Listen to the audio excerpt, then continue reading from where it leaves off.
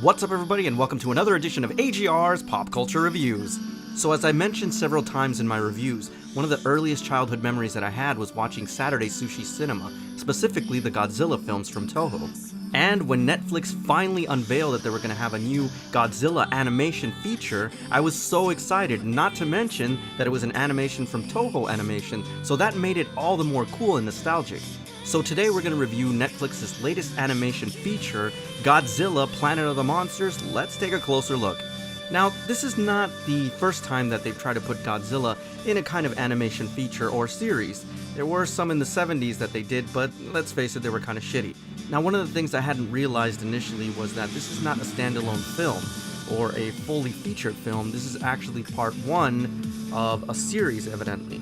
And as far as Godzilla movies go, this is actually one of the most unique and very interesting intros to a Godzilla film I've ever seen. What I liked immediately about part one is that it sets the tone very early, and it is dark, guys.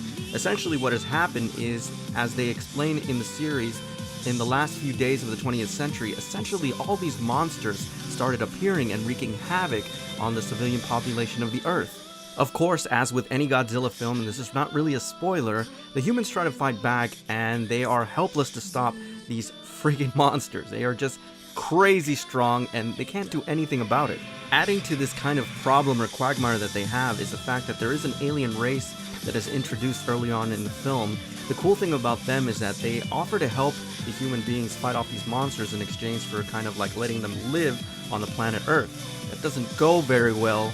And again, these are not really spoilers because this is going to be a continuing story or a continuing saga, which makes it that much more interesting. And of course, in true anime fashion, these aliens are very androgynous and you can't really tell if they're male or female. But hey, it's anime and we should be used to this already. The cool thing is that it's not just Godzilla. There's a variety of monsters from the lore, or from Toho's universe anyway, and it is interesting, guys, and I hope as this series progresses that we see a lot more of these monsters. It would be freaking awesome.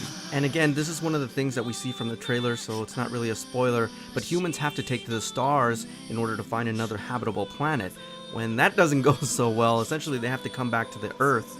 And this is where things get very interesting because the Earth is essentially a different place. They've been gone for thousands and thousands of years. Now, admittedly, this anime does start off very slow in trying to set up kind of the motivations of the characters, which are very interesting.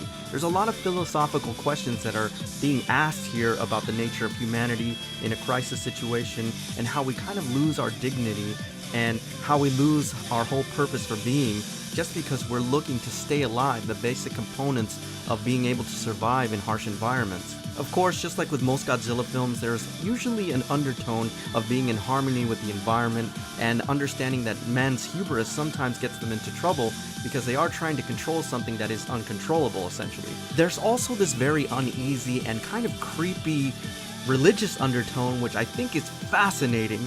And you know what? Anytime that you include this as one of the bylines in the story, it actually makes you want to understand these characters a little bit more. And some of it looks like it's going to be very interesting.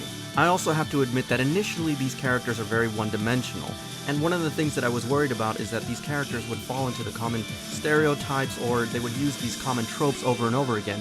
But we progressively see that these characters are changing, and the fact that this is part one of however long this series is going to be actually makes it a little more interesting. There is definitely a wonderful opportunity for some overarching storylines, which is what I hope that they will do with these characters. Now, the animation here is absolutely stunning and beautiful. I especially love the camera angles that they use.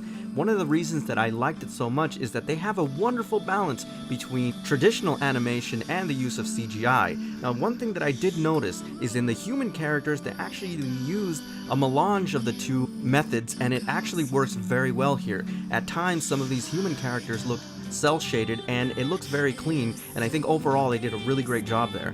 Now, I have to say, this version of Godzilla is a fucking badass. I mean, this is the first time that I've ever been terrified of Godzilla, and he is very monolithic in this anime, in the fact that you know that he's there, omnipresent all the time, and it was very unnerving, and it actually serves for a source of a lot of tension when these characters are on the surface of this planet. And finally, probably one of the strengths of this anime is the score. which really lends itself to a traditional Godzilla film. It was very well done, and I especially like the ending theme, which is great, guys. I mean, it does give you kind of that nostalgic feeling for those classic anime kind of theme songs, which is really cool, and I think it was very appropriate here for this Godzilla. Overall, this was a really great entry, and especially since it's only the first episode, or part 1 of what's going to be a continuing series, apparently. Now, does it start off a little bit slow? Absolutely. It gets progressively better, guys. Is there a worry that these characters are one-dimensional? At least that was my initial fear, but little by little I start seeing them grow as characters. So overall, I think it was really well done, and I can't wait to see part 2 or wherever this is going to go. And they also pulled a Marvel Studios. Make sure that you watch this anime until the very end, because there are some end scene credits that are going to lead you to a whole host of other questions about planet Earth. So make sure that you stay tuned for that. Alright everybody, so that's my official review of Godzilla Planet of the Monsters Part 1. As always, I thank you for tuning in, and I'll see you on the next AGR's Pop Culture Reviews.